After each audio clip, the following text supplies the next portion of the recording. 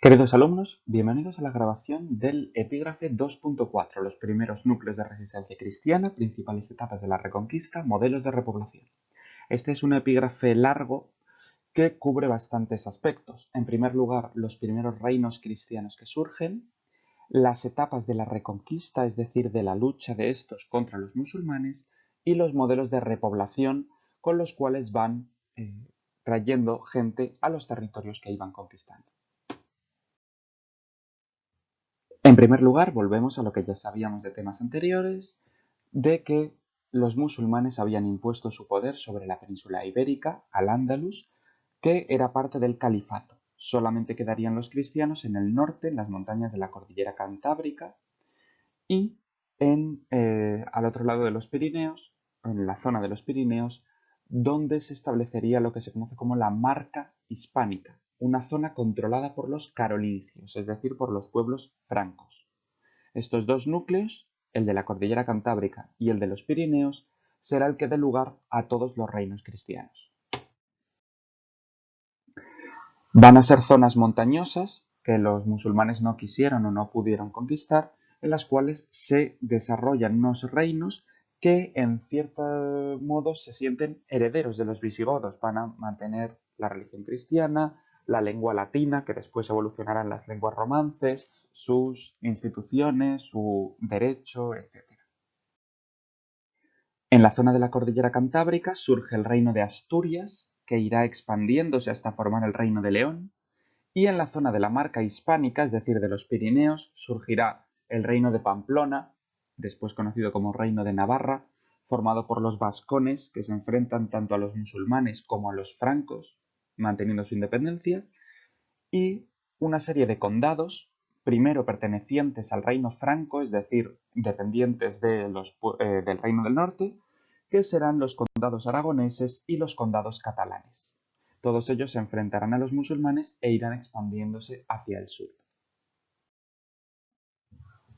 Por lo tanto, una serie de pueblos que en general eran poco romanizados, no eran los más avanzados, que estaban situados al sur y fueron rápidamente conquistados por los musulmanes, se establecen en pequeños valles en las montañas del norte. En la cordillera cantábrica surge el reino de Asturias, que después se convierte en el reino de León, y en los Pirineos surge la Marca Hispánica, que es el origen de Navarra, Aragón y los condados catalanes. El momento fundamental para la aparición de estos núcleos de resistencia va a ser la batalla de Covadonga del año 722 en las montañas cántabras, en torno a la cueva de Covadonga que vemos aquí, donde los astures, liderados por Pelayo, van a resistir a los musulmanes. De esta forma, establecen un reino que progresivamente irá ganando territorio a lo largo de la submeseta norte hasta llegar al Duero y mover su capital a la ciudad de León, con lo cual pasa a ser considerado el Reino de León. Así que desde Covadonga, 722, con don Pelayo venciendo a los musulmanes y recuperando en cierto modo el espíritu de la monarquía visigoda, considerándose a sí mismo heredero de los visigodos, se van ampliando con una serie de acciones llevadas a cabo por los diferentes reyes, en los cuales primero se repuebla el territorio con población hispano-visigoda, es decir, con aquellos que habían huido de la conquista musulmana o que no habían llegado a ser conquistados, se niegan a pagar tributos, a pagar parias a los árabes, establecen las leyes de los visigodos, el fuero juzgo, la versión traducida del Liber Judicarum, y con Alfonso III conquistan los territorios de Galicia, la meseta norte hasta el Duero y mueven la capital a León en el año 910, pasando a considerarse el reino de León, que seguirá extendiendo a lo largo del tiempo y tendrá un gran papel en la historia. De este reino de León, que como vemos va ampliándose hacia el sur, surge una zona al oriente, una serie de condados llamados Castilla, que poco a poco irán ganando importancia hasta llegar a ser independientes. Se unifican y se independizan con el conde Fernán González. En el año 930, Fernán González conde de Castilla, unifica estos territorios y los independiza como condado, el condado de Castilla. Será con Fernando I, en el siglo XI, cuando se convierta por primera vez en un reino, el reino de Castilla. Ampliará sus territorios, dominará la zona del Duero y se llega a unificar con León, creando el reino de Castilla y León, que será hegemónico, es decir, impondrá el poder sobre los otros reinos de la península ibérica. Sin embargo, cuando muere Fernando I, se vuelve a dividir entre Castilla y León, entre los hijos de este. Castilla y León se configura como reino, esta vez de forma definitiva, 200 años más tarde con Fernando III, en el siglo XIII, convirtiéndose de esta forma en el reino más poderoso de la península ibérica. Al otro lado, en los Pirineos, surgirá una serie de territorios. Uno de los que surge con mayor importancia en momentos tempranos será el Reino de Navarra, dirigido por la dinastía Jimena I y la dinastía Arista, con Íñigo Arista más adelante. A través de una serie de reyes, llegamos a Sancho III de Navarra, en el siglo X, el rey más importante de todos. Y es el más importante precisamente porque logra unificar bajo su reinado los principales territorios cristianos. Él será rey de Navarra, pero unificará también Castilla y unificará los condados aragoneses, e incluso consigue que León se convierta en vasallo suyo, de forma que se convierte en el rey cristiano más poderoso de la península ibérica. No solamente eso, sino que a su muerte, sus 4 hijos van a repartirse los territorios y van a convertirse en reyes. García IV hereda Navarra, Ramiro I hereda Aragón, por primera vez convertido en un reino, y Fernando I de Castilla, como ya hemos visto, hereda Castilla, que por primera vez se ha convertido en un reino. Es decir, con Sancho III, los territorios de Castilla y Aragón, que anteriormente solamente eran condados, pasan a ser, por haberlo heredado hijos de un rey, reinos por sí mismos. Navarra logra su primer gran hecho en la batalla de Roncesvalles contra los francos que intentaban expandirse hacia el Ebro y son detenidos en el 778, convirtiéndose el Reino de Navarra en un territorio independiente. En el año 830 la dinastía Arista llega al poder, se convierten en los reyes de Pamplona, como se llamaba originariamente a este territorio. En el siglo X se hacen plenamente independientes, van ampliando su territorio por La Rioja y por Aragón, como hemos visto. Esto lleva al siglo XI, en el cual Sancho III el Mayor o Sancho III el Grande une Navarra, Castilla y Aragón, se convierte en el poder hegemónico, es decir, el más importante de su tiempo. Será una época espléndida para la cultura y el arte cristianos, el arte románico fundamentalmente de la época, y muy importante, a la muerte de Sancho III, sus hijos se reparten los territorios que había poseído. García Sánchez se convierte en rey de Navarra, Fernando I se convierte en el primer rey de Castilla y Ramiro I se convierte en el primer rey de Aragón. Precisamente en la marca hispánica surgirá una serie de condados, los condados aragoneses y los condados catalanes, que se irán unificando y ganando importancia.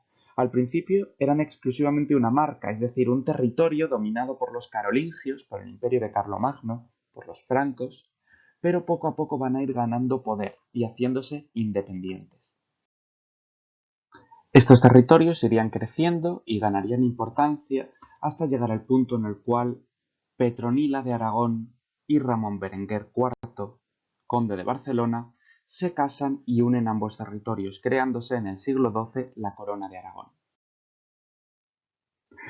Por lo tanto, el Reino de Aragón comienza como un condado franco en la marca hispánica, se independiza en el 820 con Aznar Galíndez, en el siglo X se incorpora a Navarra, como ya hemos visto, en el siglo XI con Ramiro I, hijo de Sancho III, se convierte en reino por primera vez, e incorpora los territorios de Sobrarbe y Ribagorza a su alrededor, y en el siglo XII, por el matrimonio de doña Petronila de Aragón con el conde Ramón Berenguer IV, se une con Cataluña, creándose la Corona de Aragón.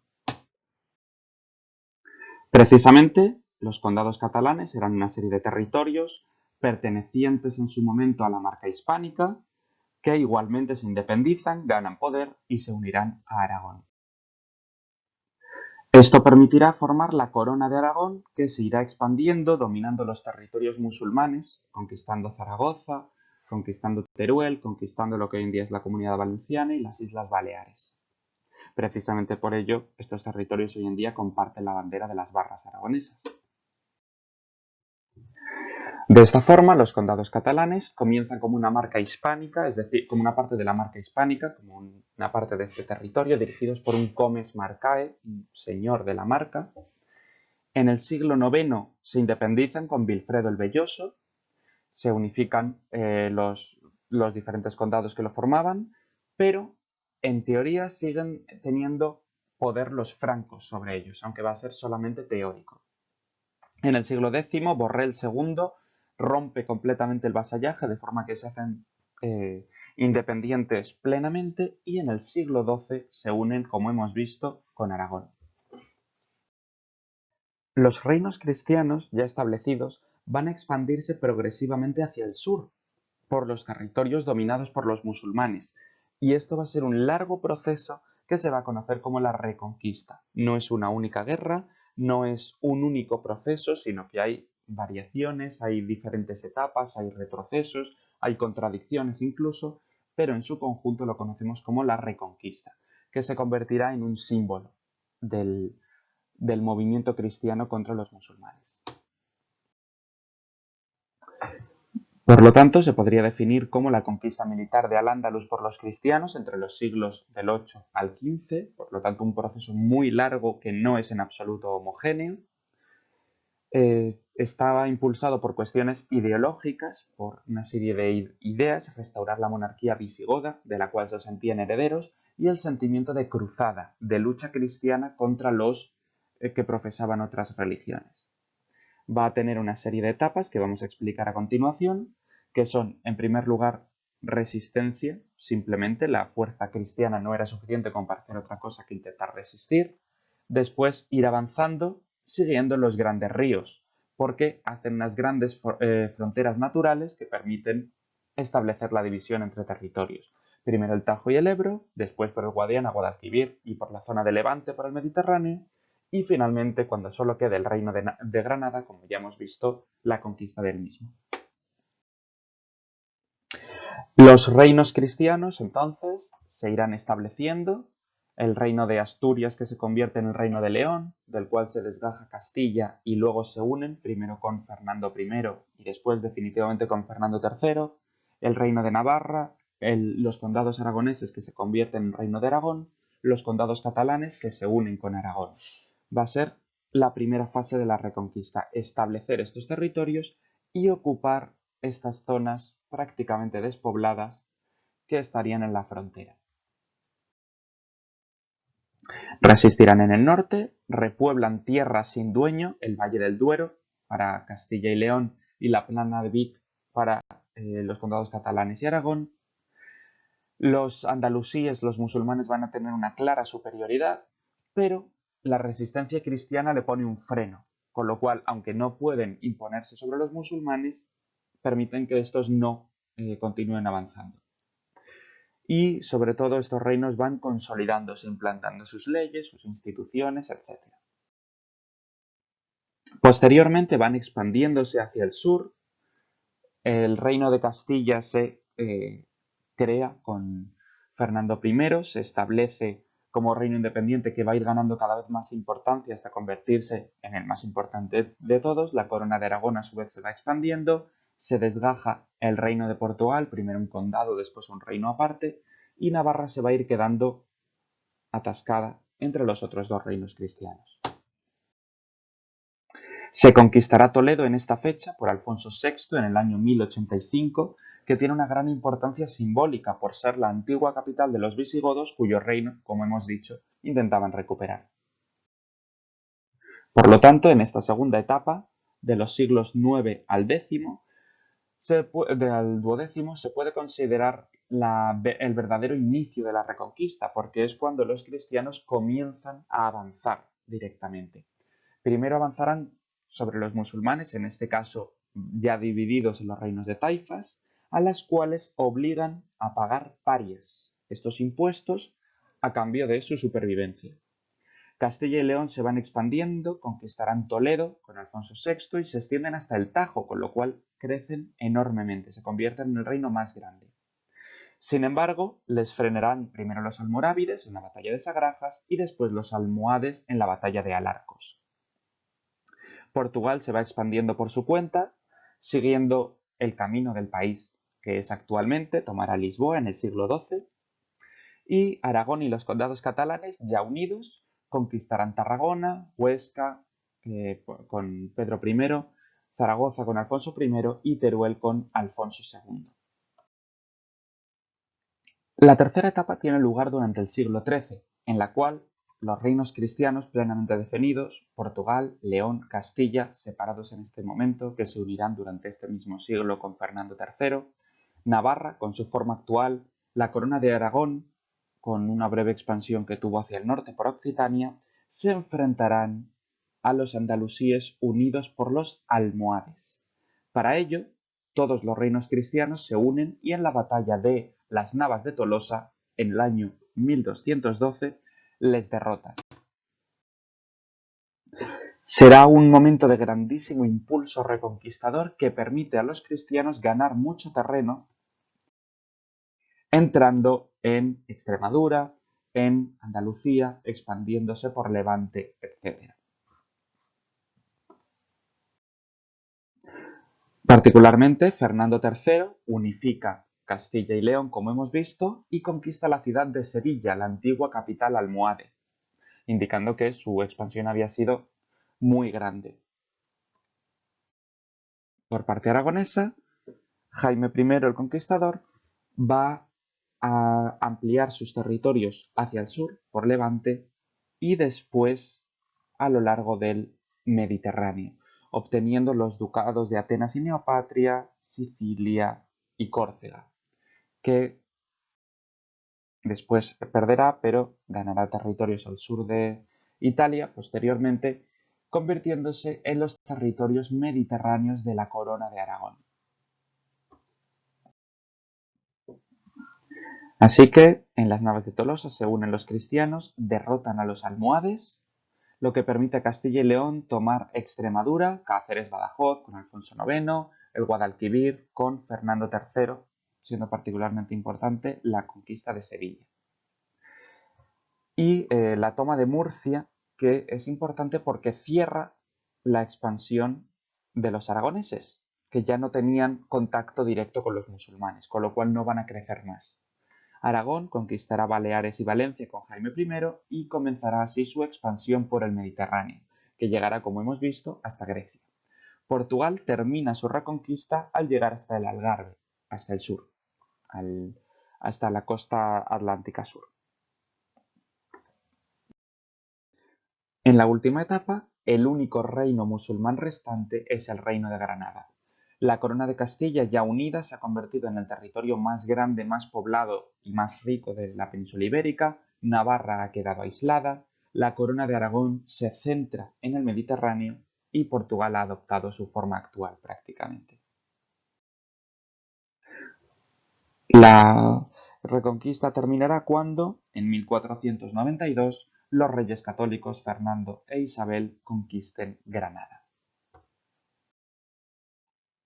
Por lo tanto, el reino nazarí de Granada resiste durante un siglo más y correspondía, según las divisiones que se habían hecho, a Castilla. Era quien tenía el control sobre él. Granada era un vasallo de Castilla y le pagaba parias. Hubo un nuevo intento de una invasión musulmana desde el norte de la península, desde el norte de África hasta la península ibérica, que serían los benimerines, a los cuales Alfonso XI detiene en la batalla del Salado en 1340 y controla el estrecho de Gibraltar con Algeciras, evitando que lleguen más pueblos musulmanes del norte de África, como en su momento habían sido los propios árabes y bereberes, los almorávides y los almohades. Comenzará la Guerra de Granada de 1482 a 1492, cuando los reyes católicos la conquistan. Termina así el dominio musulmán de la península ibérica y, por lo tanto, la reconquista. Paralelo a la conquista tiene lugar el proceso de la repoblación, que consiste en llevar gente a los territorios que se iban conquistando, desde el norte hacia el sur. Esto tiene 4 fases fundamentales, que serían la presura, la repoblación concejil o por concejos, la repoblación de órdenes militares y la repoblación por repartimientos. Las 2 primeras etapas se originan cuando los territorios se van a ir conquistando poco a poco por parte de unos reinos que todavía se están formando, con lo cual se reparten pequeños trozos de tierra, bien a señores individuales, pequeños nobles o incluso campesinos que se hacen responsables de esa tierra, de cuidarla y de protegerla, convirtiéndose en dueños de la misma. Estos son las presuras. O bien se donan a las ciudades, a los concejos, repartiendo la tierra por las diferentes ciudades. Esto da lugar a una serie de fenómenos particulares, como es con las presuras o aprisios, el repartimiento de una serie de tierras a campesinos, a nobles, a monasterios, a mozárabes, que eran los cristianos que vivían en territorio musulmán, que se hacen dueños y controlan las tierras que han recibido. En el caso de la repoblación concejil, se reparten cartas puebla, que son documentos legales que establecen una serie de normas, una serie de derechos para los habitantes de estas ciudades, prometiendo incentivos, por ejemplo, de descuentos en los impuestos, leyes específicas, protecciones, liberación del poder de un señor para las personas que se establecen en esas ciudades y en las tierras de alrededor, precisamente para atraer gente a los territorios conquistados.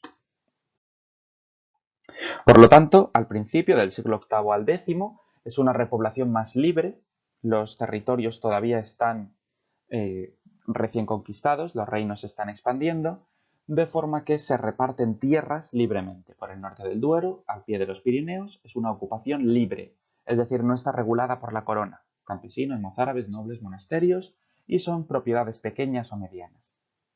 Más adelante, en los siglos XI y XII, cuando la repoblación va siendo de unos territorios más amplios, entre el Duero y el Tajo y en el Valle del Ebro, se divide en concejos, es decir, áreas territoriales dirigidas por una ciudad, que tenía siempre un representante real, alguien que hacía valer los intereses del rey, y una milicia ciudadana, es decir, un ejército propio. Se conceden cartas pueblas o fueros, es decir, leyes específicas para ese territorio.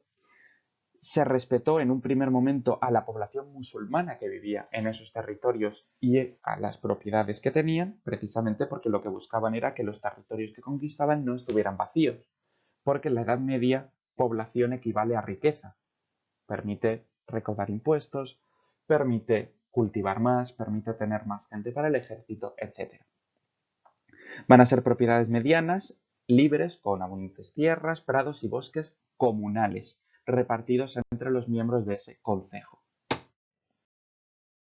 Posteriormente, la reconquista va a ser de tierras mucho más amplias. En épocas posteriores, los reinos cristianos van teniendo un mayor impulso reconquistador, con lo cual consiguen mayores territorios. Así que no pueden ir dividiéndolo en pequeñas tierras individuales, sino que lo dan en grandes bloques a instituciones poderosas, a las órdenes militares, es decir, grupos de caballeros, o a los propios nobles.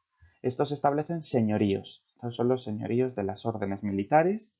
Vemos que estamos más al sur a medida que va avanzando la reconquista y son territorios muy amplios.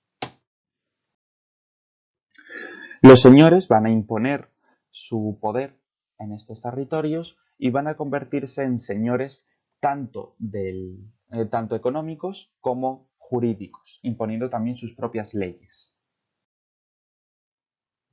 Por lo tanto, en la primera mitad del siglo XIII es la repoblación por órdenes militares, las órdenes de Calatrava, las órdenes de Santiago, etc., Van a obtener grandes territorios en el Guadiana, por Teruel, en el norte de Castellón, que son zonas muy extensas, conquistadas muy rápido y poco pobladas, por ser zonas fronterizas.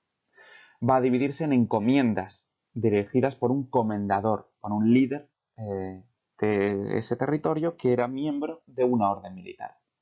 Van a utilizarse sobre todo para la ganadería, que es muy útil en esos climas y para grandes tierras.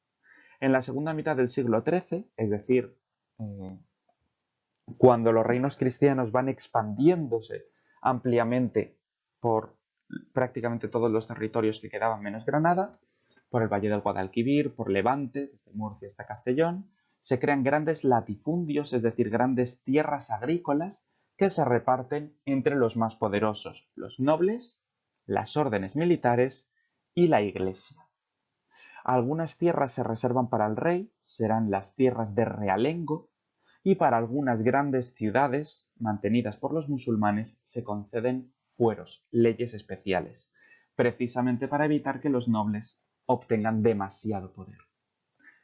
Los musulmanes van a permanecer en estos territorios, aunque muchos prefieran emigrar por miedo a las represalias o por vivir en territorios musulmanes en Granada o al norte de África. Van a ser tierras destinadas sobre todo a la agricultura y en algunas zonas la ganadería trashumante, es decir, en continuo movimiento. Con ello termina nuestro epígrafe, así que muchas gracias por escucharlo y cualquier duda o consulta no dejéis de recurrir a mí. Muchas gracias.